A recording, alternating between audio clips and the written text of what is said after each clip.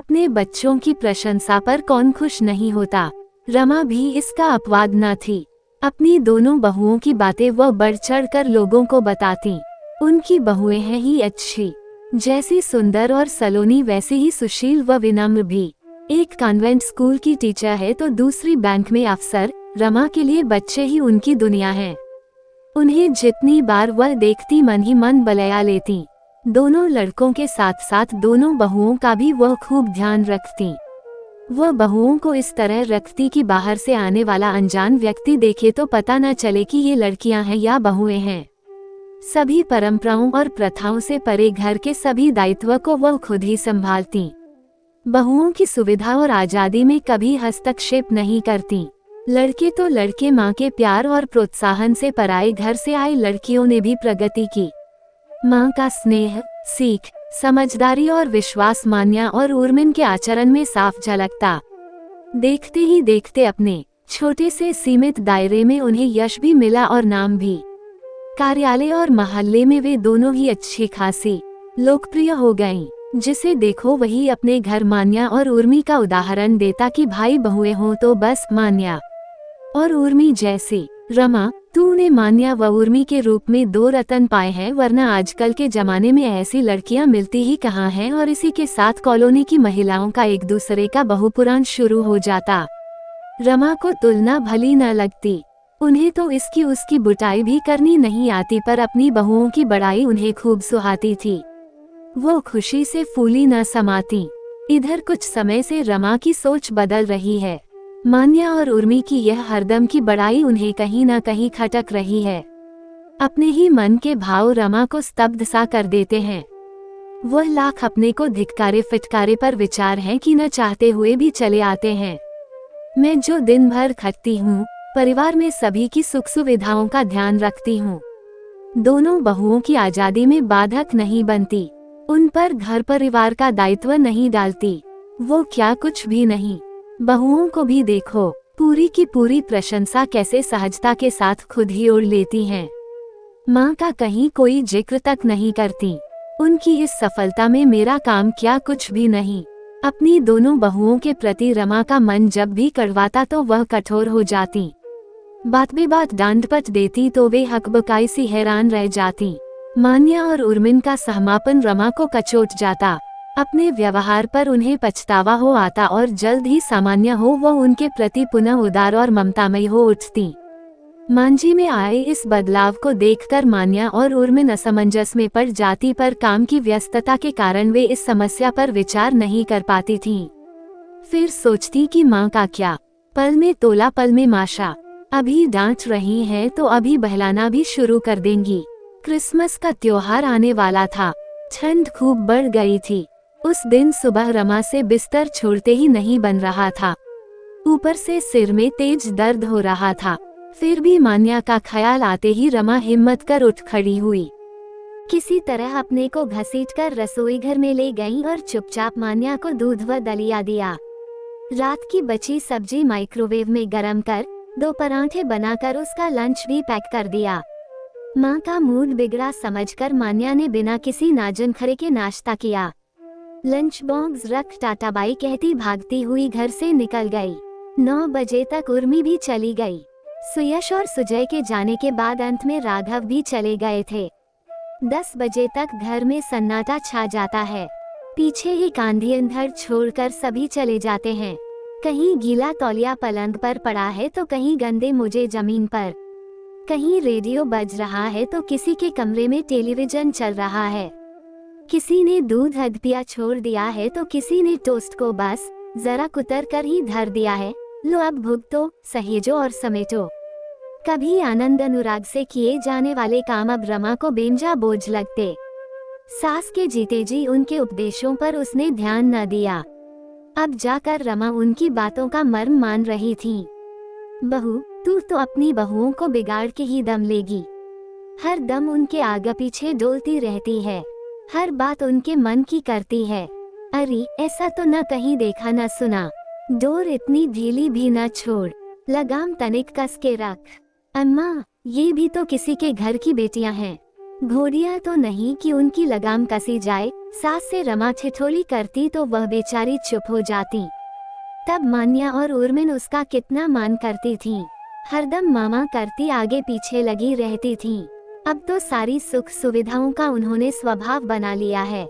न घर की परवाह न माँ से मतलब, एक के लिए उसकी टीचरी और दूसरी के लिए उसकी अफसरी ही सब कुछ है। घर का क्या, माँ है, सुशीला है, फिर काम भी कितना, पकाना, खाना, सहेजना, समेटना, धोना और पोंछना, बस। शरीर की कमजोरी ने रमा के अंतस को और भी उग्र बना दिया था। सुशीला काम निपटाकर घर से निकली तो 2 बज चुके थे। रमा का शरीर टूट रहा था, बुखार सा लग रहा था, खाने का बिल्कुल भी मन ना था।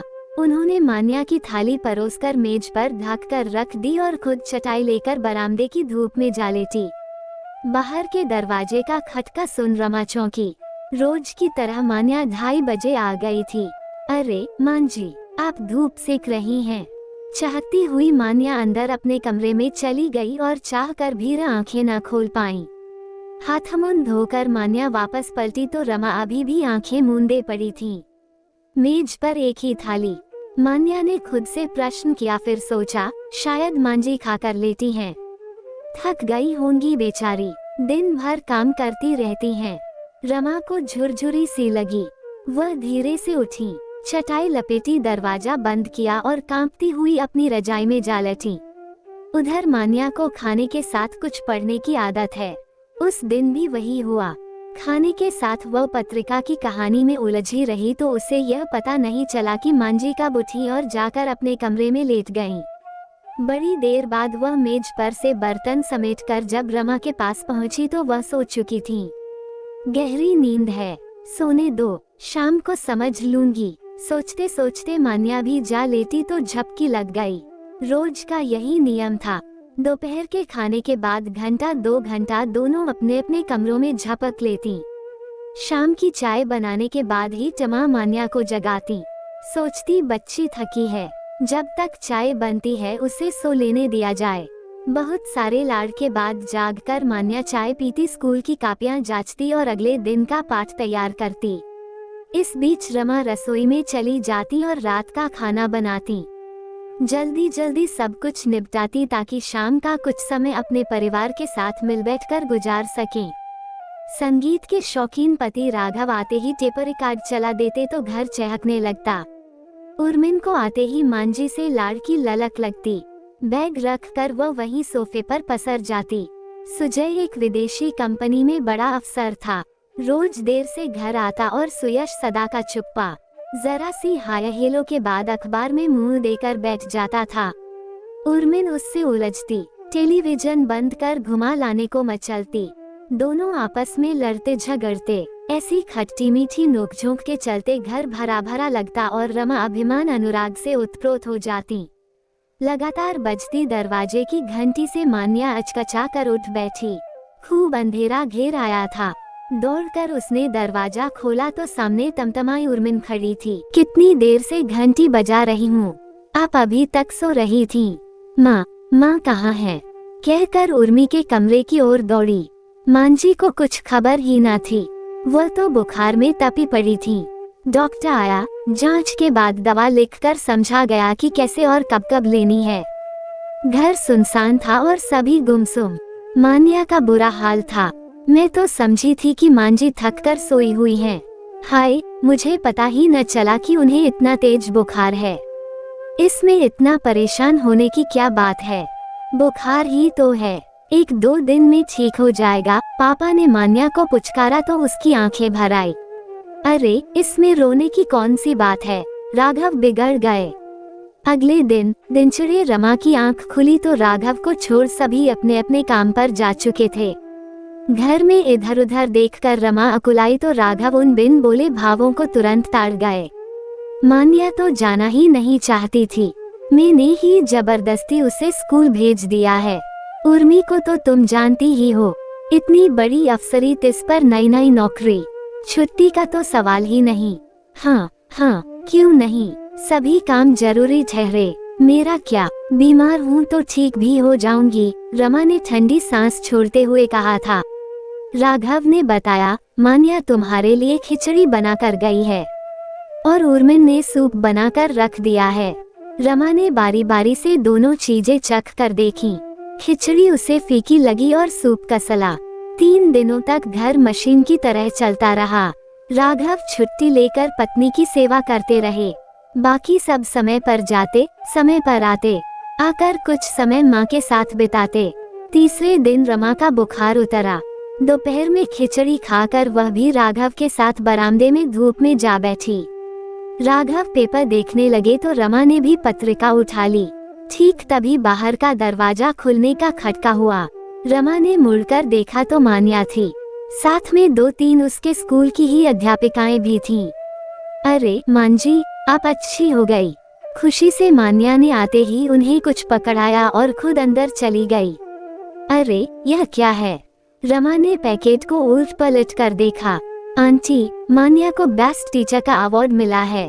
क्या इनाम? अपनी मनु को। जी आंटी, छोटा मोटा नहीं, ये रीजनल अवार्ड है।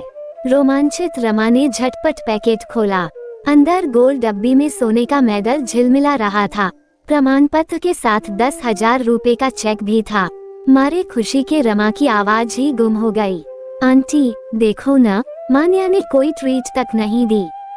कहने लगी, पहले माँ को दिखाऊंगी, अब देखो ना कब से अंदर जा छिपी है। खुशी के लम्हों से निकलकर रमा ने मान्या को आवाज लगाई, मनु बेटा आना तो जरा। अपने लिए मनु का संबोधन सुन मान्या भला रुक सकती थी क्या? आते ही सहजता से उसने अपनी सहेलियों का परिचय कराया। माँ, ये सौंदर्या है, ये नफीसा और यह अमरजीत। माँ, ये आपसे मिलने नहीं आपको देखने आई हैं।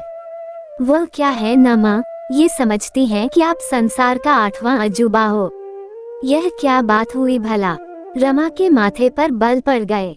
मान्या की सहेलियां कुछ सकपकाए फिर सफाई देती हुई बोली, आंटी असल में मान्या आपकी इतनी बातें करती है कि हम तो समझाते थे कि आप ही मान्या की माँ हैं। हमें तो आज तक पता ही न था कि आप इसकी सास हैं। अब तो पता चल गया ना। अब लड्डू बांटो। मान्या ने मुंह बनाया। लड्डू तो अब मुझे बांटने होंगे। रमा ने पति को आवाज लगाई, अजी जरा फोन तो लगाए और इन सभी की मनपसंद कोई चीज जैसे पिज्जा, पेस्ट्री और आइसक्रीम मंगा लीजिए। रमा ने मान से मेडल मान्या के गले में डाला और खुद अभिमान से इतराए। मान्या लाज से लजाए। सभी ने तालियां बजाई।